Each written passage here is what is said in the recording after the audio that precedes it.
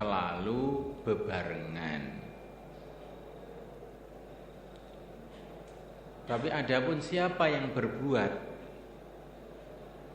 itu tidak bisa disimpulkan dari adat.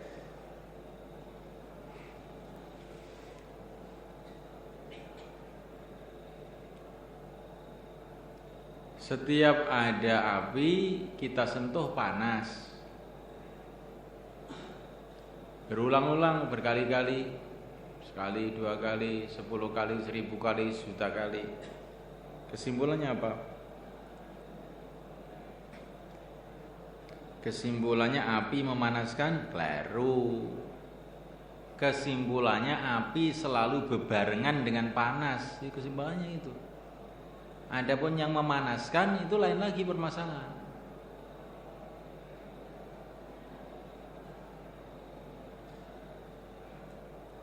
Paham? Paham kan? Jadi adat, kebiasaan atau takarrurul qiron baina amrain mi'at marrah, alaf marrah, miliun marrah. Ada yadullu ala madza? Yadullu ala annahu takarrurul qiron, bas.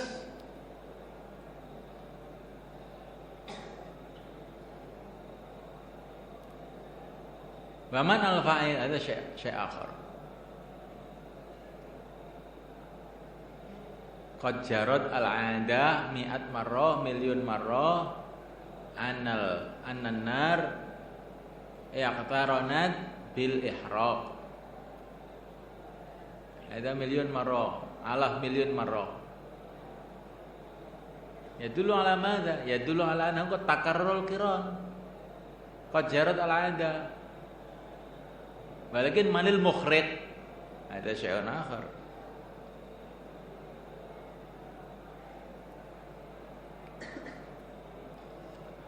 Mafhum?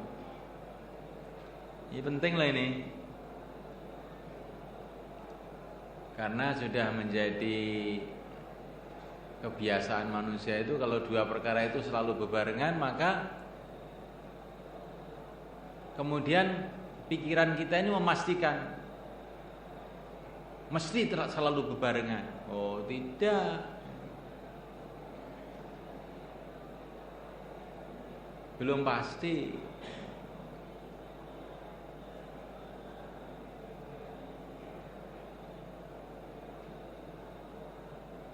Bebarengan itu yang sudah berulang-ulang berjuta-juta kali atau bermiliun-miliun kali, triliun-triliun kali, katakan telah bebarengan triliun-triliun kali, titik. Tidak bisa itu untuk menetapkan kepastian. Tidak bisa untuk menetapkan siapa penyebab.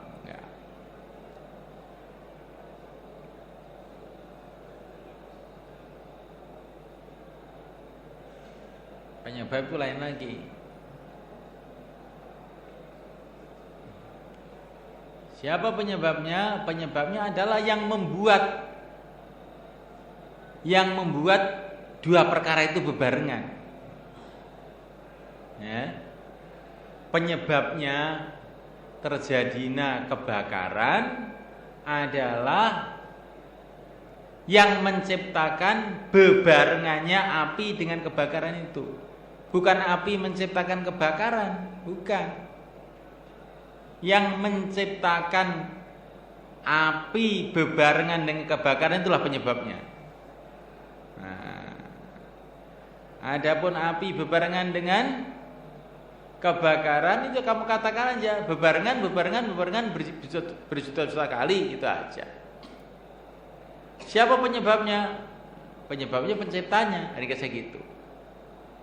Bukan penyebabnya apinya, kan?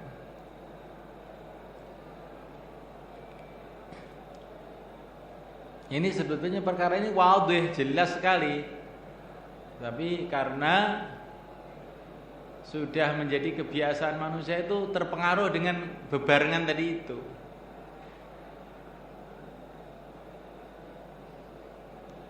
Setiap maghrib, adzan maghrib mesti nasi sudah siap di komplek. Berjalan 10 hari, akhirnya santri itu punya kesimpulan, kalau maghrib mesti sudah datang nasi. Mesti. Padahal kan tidak mesti sebetulnya. Itu penyebabnya datangnya nasi bukan karena maghrib. Penyebabnya itu karena diantar ke sana oleh Pak Arifin. Itu asbab yang zahir.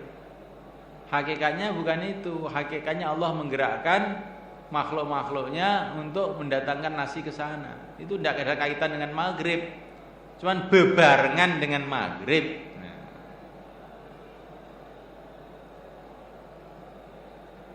Bebarengan dengan maghrib, bukan maghrib itu membuat nasi, tidak, atau nasi membuat maghrib juga tidak. Itu bebarengan. Kenapa kok bebarengan? Kan diatur begitu. Nah, begitu juga api bebarengan dengan ikhraq. Itu kenapa kok begitu? Memang dibikin begitu. Oleh penciptanya dibikin begitu. Bukan api itu membakar, bukan. Dibikin bebarengan dengan kebakaran. Paham? Sudah. Ini penting loh ini.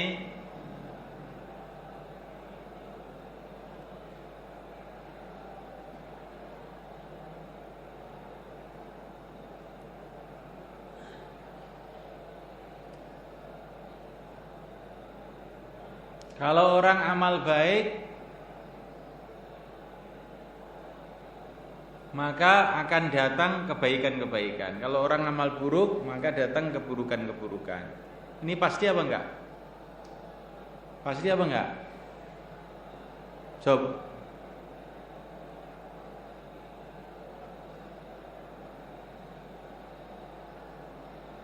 Secara akal bukan pasti. Tapi karena itu janji Allah, maka jadi pasti. Jadi pastinya itu karena itu janji Allah, bukan karena itu ada kaitan, sebetulnya tidak. Menurut akal, orang baik terus malah ke neraka, ya mungkin-mungkin saja. Ya kenapa tidak mungkin kalau Allah bikin begitu? Ya enggak? Orang buruk malah ke surga, ya mungkin aja. Bagi Allah Subhanahu wa taala, berbuat begitu siapa yang bisa nentang? Gak ada yang bisa nentang kan? Kalau Allah mau seperti kamu punya kayu, yang satu dibikin rumah, yang satu dibakar, siapa yang bisa nentang? Nah, makhluk semua makhluk Allah, mau di neraka mau ke surga, terserah Allah. Salahnya apa? Kok kayu kamu bakar? Yang sebagian, yang satu kamu jadikan rumah. Salahnya apa? Beliau nggak salah apa-apa. Memang mau saya begitu, kayu-kayu saya kok kamu tanya itu kenapa? Ya begitu juga. Asal mulanya manusia itu mau dimasukkan surga, mau dimasukkan neraka, ya terserah Allah, semua makhluk Allah. Mau siapa yang mau usul? Nggak ada yang bisa menentang. La mu'aqqiba li hukmi. Tidak ada yang bisa menentang apa yang diputuskan Allah sama makhluk Allah. Mau menentang pun juga bisa, kalau nggak digerakkan oleh Allah.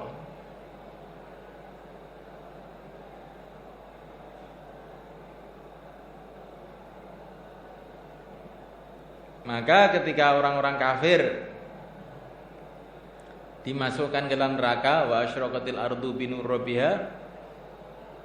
Bagaimana ayatnya? Wa asyraqatil ardu binur rabbiha wa ja'a bin nabiyyin. Mana?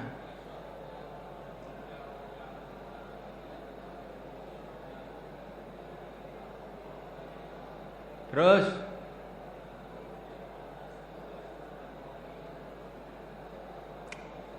lah, mana yang lain main? Mbah Khalil kene wis macet kabeh.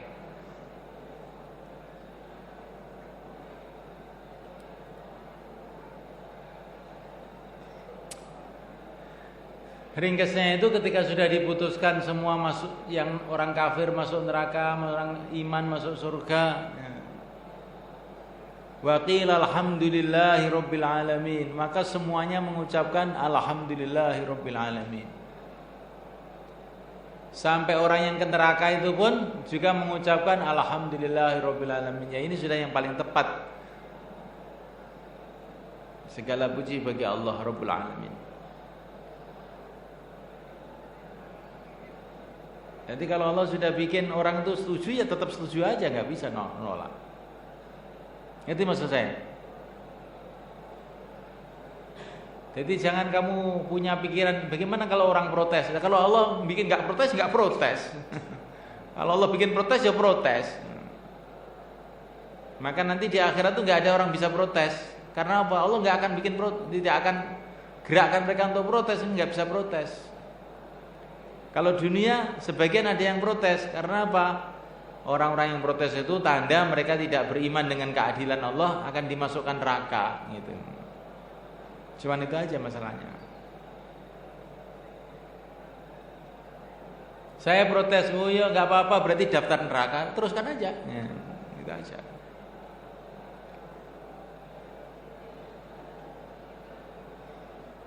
Tetapi innallaha la yukhliful mi'ad.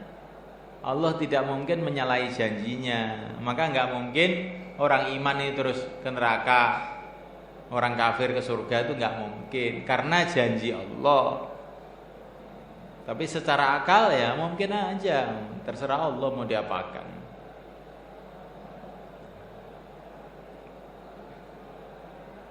Apa Ikhwan? Maka ini jaizun aqlan wa mamnu'un syar'an. Dukhulul kafir al-jannah wa dukhul mu'min an-nar, hadza jaiz aqlan li'anna al-kull khalqullah yaf'alu ma yasha. Walakin hadza mamnu' syar'an li'anna Allah la yukhliful mi'ad. Al-kafir ya yajib ayat nar, wajib bimuqtada wa'dillah wa wa'idihi. Mafhum?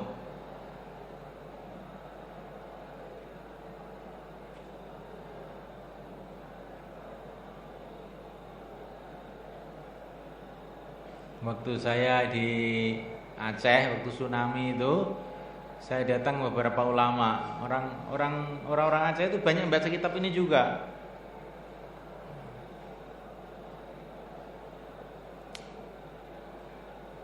Ini kejadian seperti ini, Kiai, kan kita ini harus islah diri. Ini mesti karena banyaknya maksiat sehingga terjadi musibah seperti ini. Saya bilang gitu, Mang Kiai itu bilang, "Ndak, ini kehendak Allah ya sudah begini ini. Ini kehendak Allah ya sebegini ini. Nggak ada kaitannya dengan amalan manusia." Memang betul, di antara kehendak Allah itu musibah dikaitkan dengan dosanya manusia. Itu kehendak Allah juga, saya bilang gitu. Wong sudah salah kok nggak mau ngaku salah, itu gimana? Saya bilang gitu. Makanya oh iya kan. Kalau begitu itu jawabannya berarti kita nggak perlu astagfirullahaladzim kalau begitu. Semua mengkehendak Allah, tapi yang Allah katakan baik kita katakan baik, yang katakan buruk kita katakan buruk. Kalau kita ini salah harus ngaku salah. Di antara kehendak Allah mengaitkan musibah dengan dosa. Jangan terus wis kehendak Allah aku surah salah nih pangeran ini iki menyang kersane. Kowe satu salah. Tapi salahmu ku ya lawan takdir Allah uga ya, tapi tetap salah. Nek ula dadi ula iki apa ora ngaku dadi jaran? Nah, aku iki sing gawe aku dadi ula iki ya sing gawe pangeran. Makanya aku padha karo jaran, iso muni ngono. Yo gak iso. Ulo ya tetep ulo, hidek. Jaran tetep jaran, tumpaki. Sehingga Gusti Allah kabeh ya.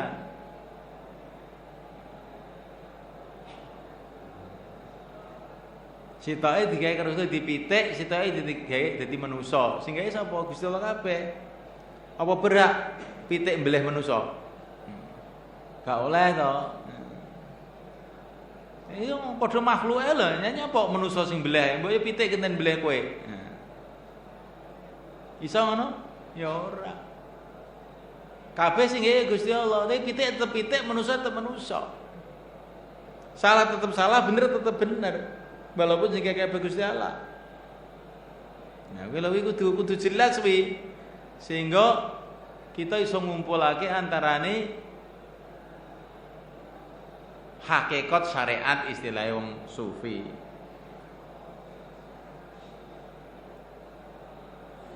Nek terus wong muni kabeh so Gusti Allah terus sing salah gak disalahne, sing bener gak dibenerne ya kleru. Kuwi jenenge ingkar neng agama.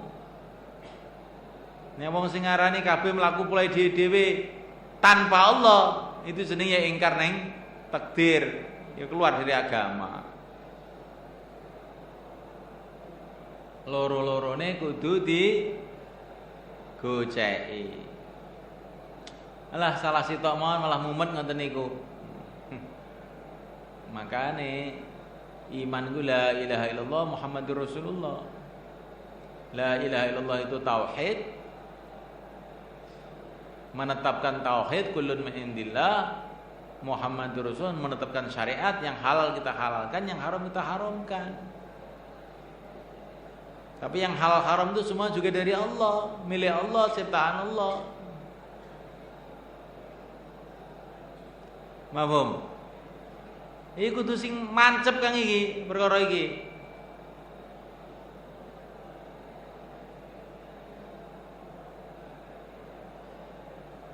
Nek mancep rusak, imane gak ditompok.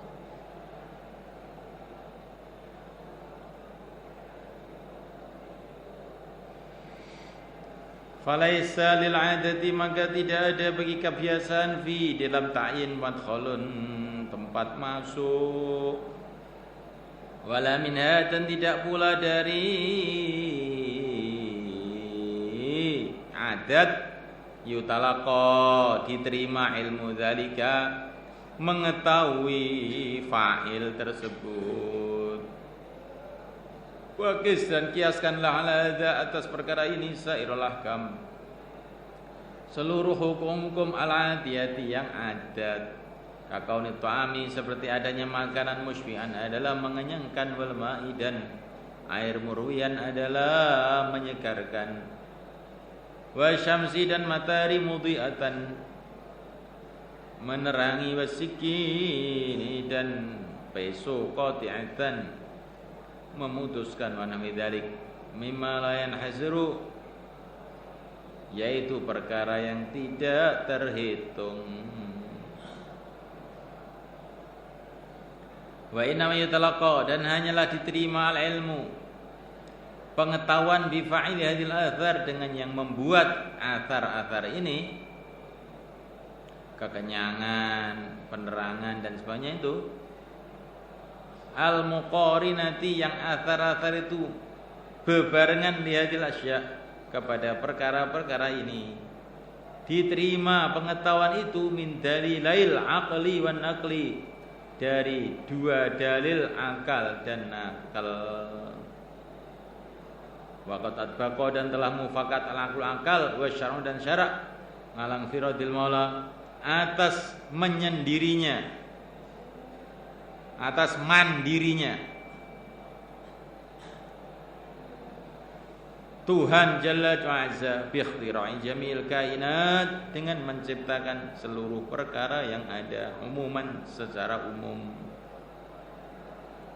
Dalil akal dan dalil nakal, dalil syarak, telah mufakat bahwa yang menciptakan infirad munfarid, hanya menyendiri saja, yaitu Allah SWT. Wa annahu, dan bahwasanya la athara, tidak ada bekas likulima bagi setiap perkara siwahu yang selain Allah, fi atharim ma dalam bekas apa saja, jumlatan secara ringkas, wa tafsilan dan secara rinci. Waqad ghalata dan sungguh telah keliru qaumun satu kaum fitil ahkamil adiyah di dalam hukum-hukum adi tersebut. Waja'aluha maka mereka menjadikan ahkam adiyah aqliyatan, dijadikan ahkam aqliyah. Wa asnadu dan mereka menyandarkan wujuda kulli atharin, wujudnya setiap athar minha dari athar-athar tersebut, disandarkan 5 kepada perkara jarot yang telah berjalan al-adatu kebiasaan, annahu bahwasanya athar yujadu ditemukan mau bersama ma jarot al-adah, annahu yujadu ma'ahu. Wasnadu dan mereka menyandarkan wujuda kulli atharin, wujudnya setiap athar minha daripada athar tersebut, disandarkan 5 kepada perkara jarot yang berjalan al-adah itu kebiasaan, anu bahwasanya asar yujadu mahu ditemukan bersama benda-benda tersebut. Imma bi tamihi, ada kalanya dengan wataknya benda itu, atau bi quwatin atau dengan kekuatan udiat yang diletakkan fihi dalam benda-benda itu.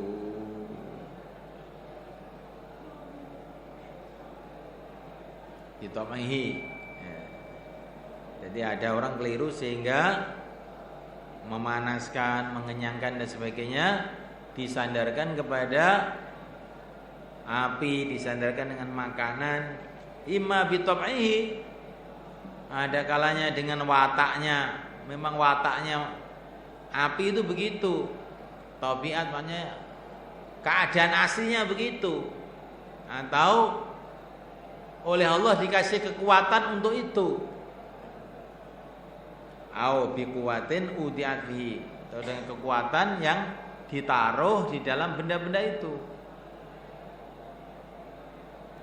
Jadi tidak boleh begitu itu. Jadi api itu membakar karena oleh Allah dikasih kekuatan untuk membakar, itu masih keliru juga.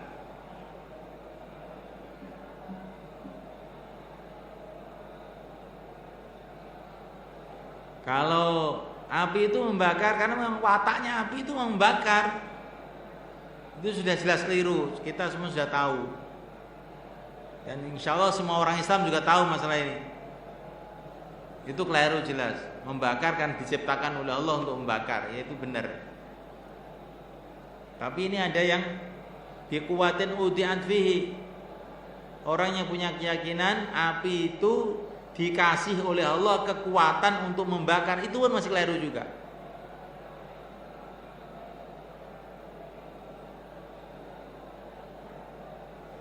Ya kok keliru bagaimana? Kan semua nyatakan Allah gitu kok masih keliru juga. Ya, karena kalau kamu mengatakan begitu itu berarti Tuhan itu membakar perlu alat,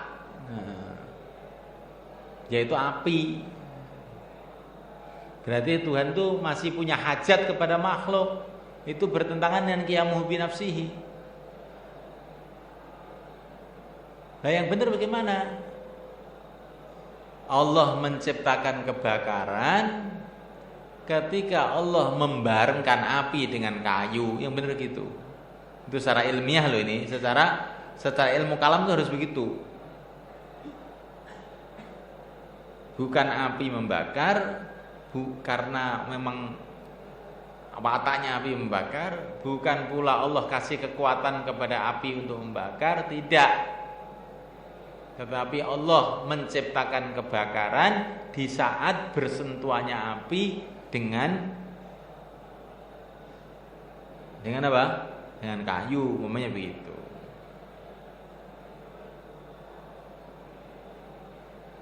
Kalau dengan ini berarti kita ada qiyamuhu bi nafsihi. Betul-betul Allah tidak berhajat kepada apa saja. Itu secara hakiki itu begitu. Tapi kalau bahasa awam nggak apa-apa.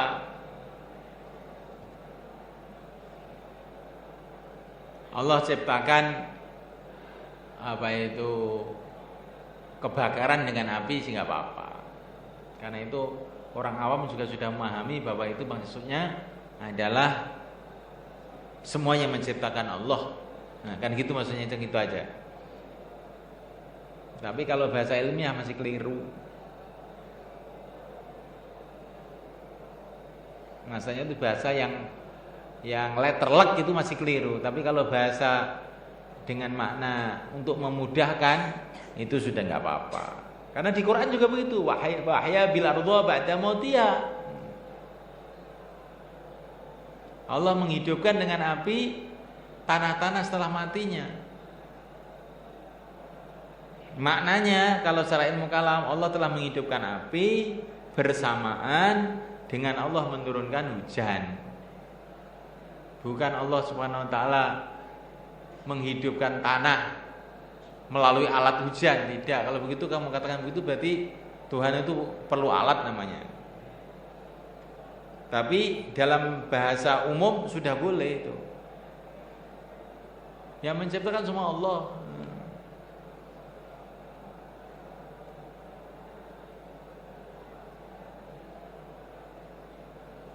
Kalau bahasanya orang Pakistan itu lebih mudah lagi.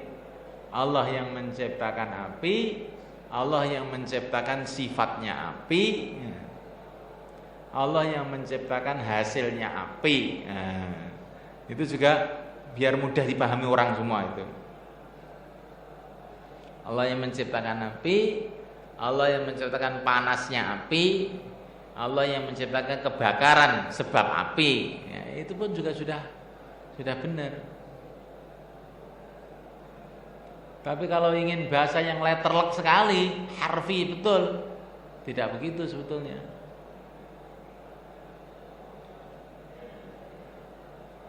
Ini bahasa umum begitu sudah cukup. Apa ya, Mas?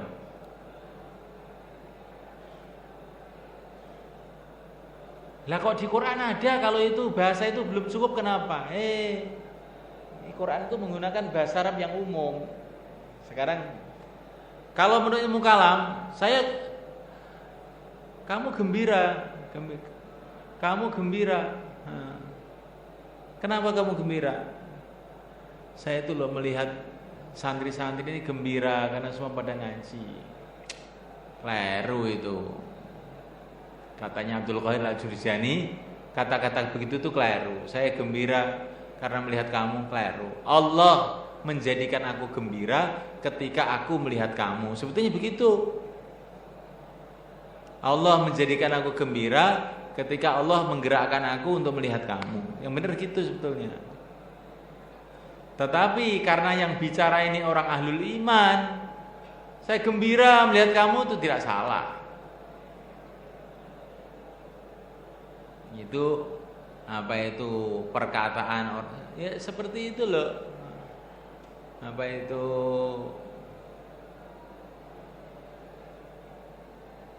Sungai Terangkil itu ngalir nggak? Ngalir apa enggak? Ngalir. Yang ngalir airnya bukan sungai. Nah, tapi kan terlalu panjang kan sebenarnya. Air yang ada di Sungai Terangkil mengalir itu kedawan. Sungai Terangkil ngalir bisa cukup. Kalau orang yang berpikir yang dimaksud ya airnya yang ngalir bukan sungainya. Begitu juga orang ahlul iman mengatakan saya gembira melihat kamu, maksudnya Allah SWT menciptakan kegembiraan dalam hatiku ketika melihat kamu. Karena saya ini orang la ilaha illallah, itu sudah cukup sebagai alasan bahwa ini adalah maksudnya adalah majas.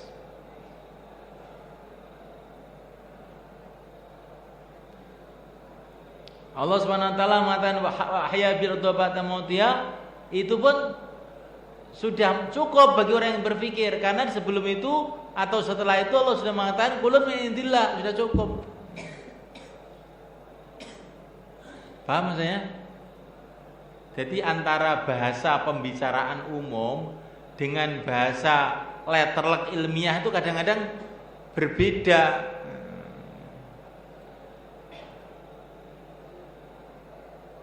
Karena bahasa umum itu banyak majas-majas untuk meringkas perkataan.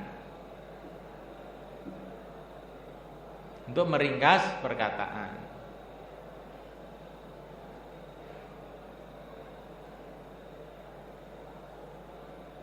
Dalam hadis-hadis juga banyak.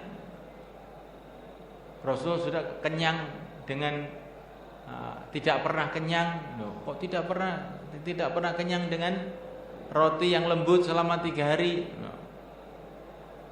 Yang mengenyangkan kan Allah, bukan roti. Oh, itu kamu itu terlalu kekalaman kamu itu.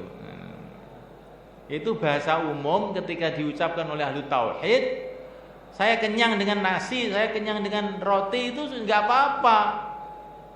Karena apa? Karena dia melihat asbab. Jadi kalau saya kenyang dengan roti, maknanya saya telah dikenyangkan oleh Allah ketika saya makan roti. Sebetulnya begitu. Karena saya itu bicara dalam lingkup asbab, maka saya kenyang dengan roti. Perkataan begitu tidak salah. Begitu juga fa'aya bil ardo ba'da mautiha, itu karena Allah Subhanahu wa taala berbicara mengenai asbab. Kan sudah sering saya katakan toh, perkara itu kadang-kadang dinisbatkan secara hakiki langsung pada Allah. Allah yatawaffal anfusa hina mautiha. Allah yang mematikan orang ketika mati itu. Kadang-kadang dinisbatkan kepada Israel. Qul yatawaffakum malakul mauti.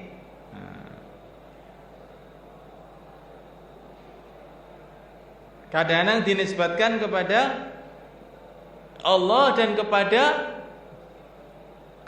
manusia bebarengan.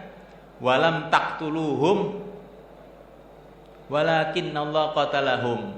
Wa ma ramaita idh ramaita walakinnallaha rama. Wa ma ramaita, tidaklah kamu melempar mereka orang kafir itu. Idh ramaita, ketika kamu melempar. Loh, ketika kamu melempar, kamu tidak melempar, gimana itu? Wa ma ramaita idh ramaita, tidaklah kamu melempar ketika kamu melempar. Walakinnallaha rama, tapi Allah yang melempar. Paham enggak nih ayat ini? Jadi maknanya kalau kita katakan kamu melempar juga benar. Itu dilihat dari segi asbab. Tapi kalau dikatakan walakinnallaha rama, itulah hakikat.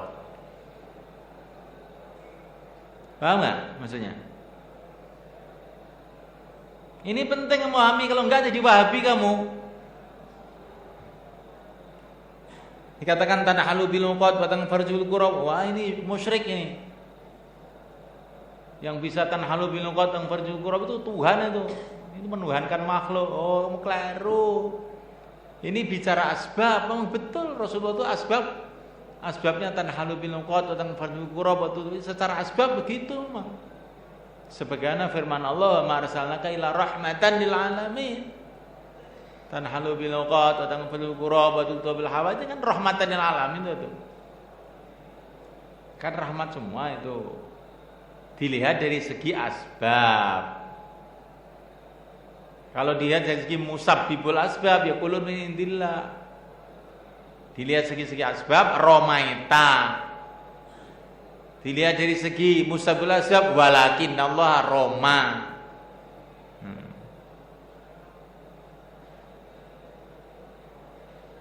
Mafhum? Ya? Mafhum begitu? Maka kalau yang mengatakan tuh orang ahlul iman, saya kenyang dengan nasi, itu sudah benar, gak apa-apa. Itu maksudnya asbabnya. Kalau orang mengatakan yang menyangkan Allah, yang melaporkan Allah, itu benar, itu hakikatnya. Gitu loh, ini penggunaan bahasa ini penting ini. Bukan hanya kamu perlu paham hakikatnya perkara, tapi juga perlu paham bagaimana kamu bicara, supaya nanti tidak kamu pertentangkan antara ayat-ayat Quran dengan pemahaman ini. Karena ayat Quran itu ada yang bicara asbab, ada yang bicarakan Rabbul Asbab. Kalau qul yatawaffakum malakul maut itu membicarakan asbab. Waqtuluhum membicarakan asbab. Tapi kalau Allah yatawaffal anfusa hina mautiha itu bicarakan musabbibul asbab. Nah, jadi kedua-duanya benar.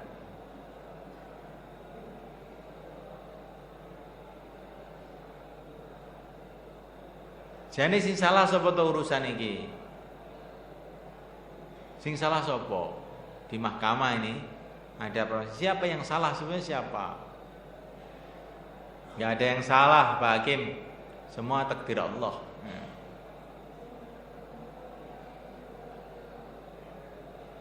Loh, saya ini bukan mau bicara takdir, mau bicara yang salah siapa. Menurut syariat, oh yang salah ini, yang salah yang benar di bawah takdir Allah. Nah gitu loh, baru benar semua itu. Mafhum? Ini jangan sampai keliru loh nih. Ini sudah jarang orang yang membicarakan perkara masalah begini ini, sehingga campur aduk.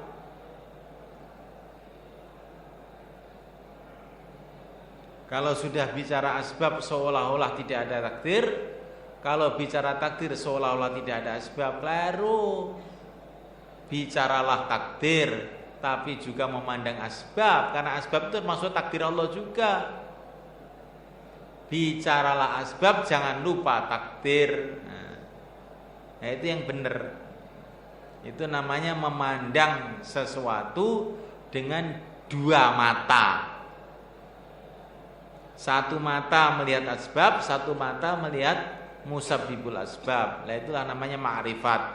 Tahu khalik, tahu makhluk. Kalau kayak Jabariyah itu taunya khalik tok, enggak tahu makhluk. Kalau orang Qadariyah taunya makhluk tok, enggak tahu khalik. Kalau Ahlussunnah enggak, mandang khalik, mandang makhluk, itu namanya ma'rifatullah.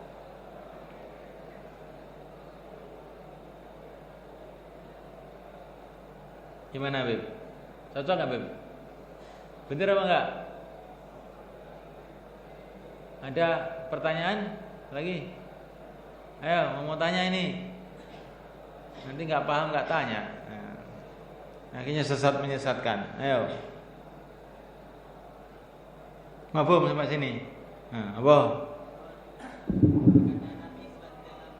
Allah mendatangkan kebakaran ketika ada api, betul. Allah mendatangkan kebakaran ketika bersentuhannya api dengan benda-benda, betul. Allah membakar dengan api berarti Tuhan perlu dengan api, berarti kalau begitu itu perlu alat. Tuhan tidak perlu alat apapun, tidak perlu siapa saja, tidak perlu apa saja. Itulah makna qiyamuhu binafsihi. Tapi bahasa umum begitu nggak apa-apa, karena itu dengan rincian-rincian tadi orang juga sudah paham semua dari Allah, itu sudah secara umum sudah cukup. Tapi kalau secara ilmu kalam perlu direvisi, itu perlu direvisi. Bebarengan dengan bersentuhannya api, Allah ciptakan kebakaran, gitu. Bisa juga tanpa bebarengan Allah ciptakan kebakaran. Bisa juga dengan bebarengan Allah tidak ciptakan kebakaran. Begitu. Kalau kamu ahli ilmu kalam, begitu nafi isbatnya nanti. Kalau masih begitu, kamu masih bahasa umum, bahasa ya orang umum lah. Kalau kedengaran orang ahli ilmu kalam masih keliru, kamu itu belum. Allah berkuasa, Allah menciptakan kebakaran bebarengan dengan api, bukan Allah menciptakan kebakaran dengan api. Allah menciptakan kebakaran bebarengan dengan api bisa. Allah menciptakan kebakaran tanpa bebarengan api. Allah menciptakan kebakaran. Allah menciptakan sejuk bebarengan dengan api. Bardan wa salama juga Allah kuasa gitu. Diganti bebarengan ya. Nanti kalau mudzakarah begitu. Ini kok beda temboro? Oh, beda. Ngaji tafsuki oh, kamu belum gitu.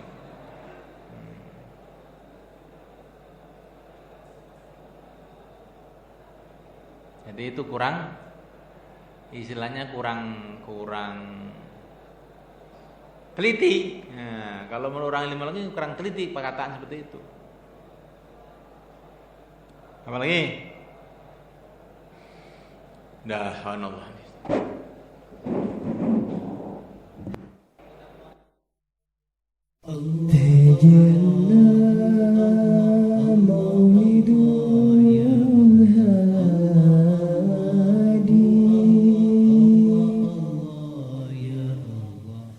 وعم البشر